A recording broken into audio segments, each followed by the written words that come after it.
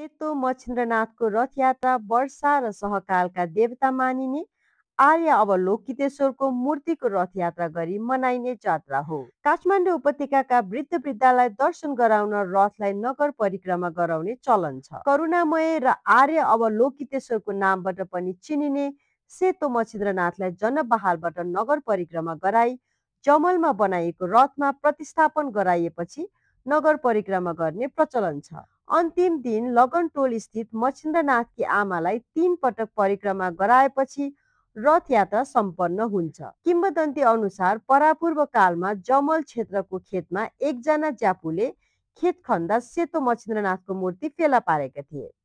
उक्त मूर्तिलाई घर लगी धानको भकारीभित्र लुकाइ राख्दा त्यस भकारीबाट जति धान झिक्दा पनि नसकिएपछि मूर्तिलाई अन्नदाताको रूपमा मानेर जनबहालमा स्थापना गरिएको किंवदन्ती रहेको छ। सोही परम्परा अनुसार हाल पनि मूर्ति फेला परेकै स्थान जमलमै रथ बनाउने चलन छ। यस्तै भिडियोहरू हेर्नको लागि हामीलाई फलो अनि सब्स्क्राइब गर्नुहोला। धन्यवाद।